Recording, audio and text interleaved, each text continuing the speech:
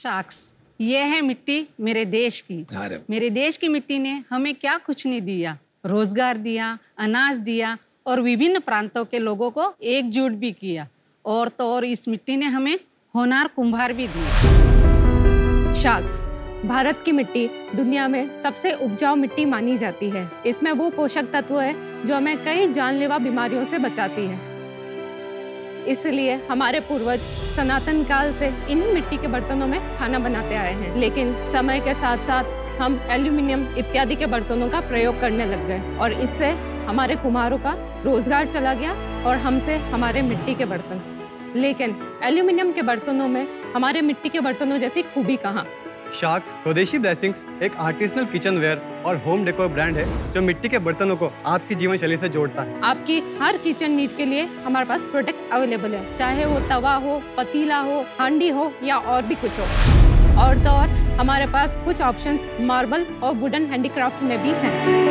हमने अब तक भारत और 25 दूसरे देशों में 20,000 से अधिक प्रोडक्ट्स डिलीवर किए हैं।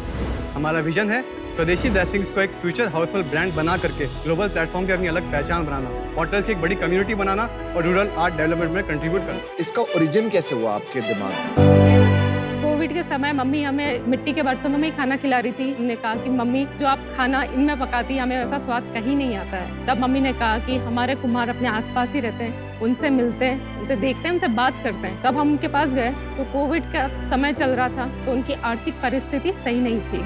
तब मम्मी ने कहा कि एक बार इनकी मदद करने से तो कुछ नहीं होगा, इनकी कला को हम इंटरनेट के माध्यम से लोगों तक पहुंचाते हैं तो इनके लिए भी अच्छा रहेगा। तो ऐसे हमारा बिजनेस सेट हुआ।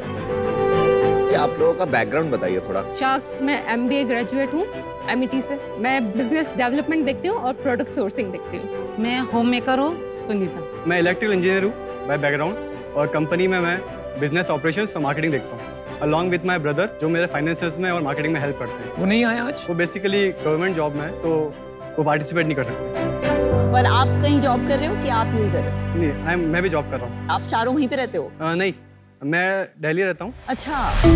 मैं काकरोली रहती हूँ। मैं मुंबई में रहती हूँ। तो फिर आप कैसे हैंडल कर, बिकॉज ये तो बहुत ज्यादा क्वालिटी और रिलेशनशिप जो कुम्हार के साथ है, उनकी प्रॉब्लम, उनका पेन समझना, उनको इंस्पायर करना, वो वाला काम है, ये आपकी स्ट्रेंथ है। तो वहाँ रहे बिना कैसे करोगे आप? आपका पार्ट टाइम लग रहा है सबका? पार्ट टाइम नहीं, ये ऑनलाइन बिजनेस है। हम लोग कहीं पे लैपटॉप पे कहीं पे काम कर सकते हैं। मैम हमारा उनसे बहुत ही अच्छा इमोशनल बॉन्ड भी है। हम हफ्ते 2 हफ्ते 1 महीने में तो सब ऑर्डर से मिलते ही हैं। ऑर्डर्स देने जाते हैं उनके पास में, उनसे सामान लेने भी जाते हैं तो हम उनसे मिलते हैं।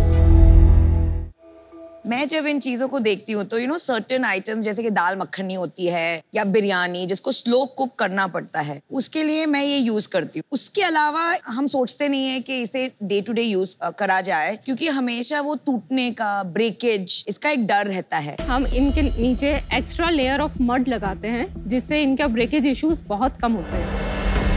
तो अगर आप 100 शिपमेंट एक दिन में भेजते हैं उसमें से कितने टूट के आता है या ब्रेकेज होते हैं? हमारा मंथली ब्रेकेज 3% के आसपास का होता है। Not bad. That's it.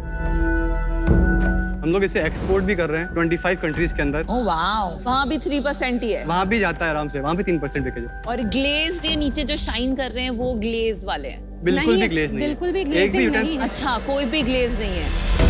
ये ग्लेज क्या हानिकारक होता है? क्योंकि आप काफी एंथुसियास्टिकली बोल रहे हो ग्लेज नहीं है, ग्लेज नहीं है। कांच को पीस के उसको इस पे लगाया जाता है ताकि उसको एक फिनिश दे पाए। और कांच में बेसिकली देखेंगे वो लेड होता है तो वो हमारे हेल्थ के लिए बहुत हार्मफुल होता है। और ये काले वाले अलग मिट्टी के बने हैं? मिट्टी सेम है, बस फायरिंग का प्रोसेस अलग है। जो ये ब्राउन वाले बर्तन है इसे हम ओपन फायरिंग करते हैं, लेकिन जो ब्लैक है उसको हम क्लोज फायरिंग करते हैं। जो स्मोक होता है वो अंदर ही रहता है और उसको एक ब्लैक कलर इम्पार्ट करते हैं। ओह वाओ, मैं दिखाना चाहूँगा।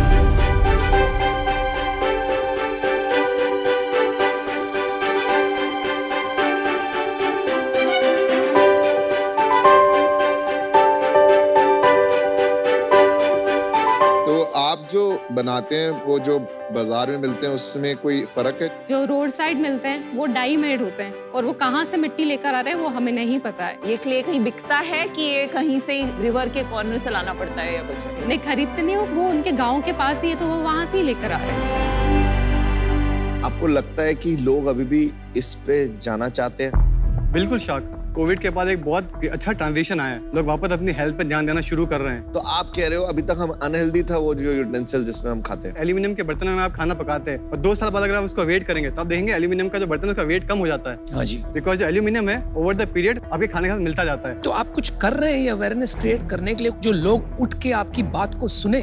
नहीं शाक, अभी हम मार्केटिंग नहीं कर पा रहे क्योंकि हमारे पास थोड़ा कैश क्रंच है। जब तक वो नहीं करोगे ना आप, तब तक इसका मार्केट बनना बहुत मुश्किल है।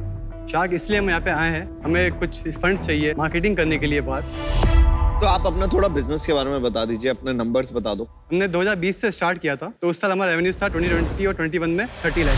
21-22 में हमने किया है 1.8 CR का। Wow, well done. और अभी तक हम लोग इस फाइनेंशियल में 1.2 CR का कर चुके हैं। वाओ। और हमारे प्रोजेक्शंस है 3.6 CR के। With zero marketing. Zero marketing, only हम लोग मार्केट प्लेस पे कर रहे हैं और कहीं नहीं कर रहे बात। तो सबसे ज्यादा क्या बिकता है आपका? सबसे ज्यादा शाक हमारा ये फ्राइंग पैन बिकता है। तो आपका एवरेज प्रोडक्ट प्राइस क्या होगा?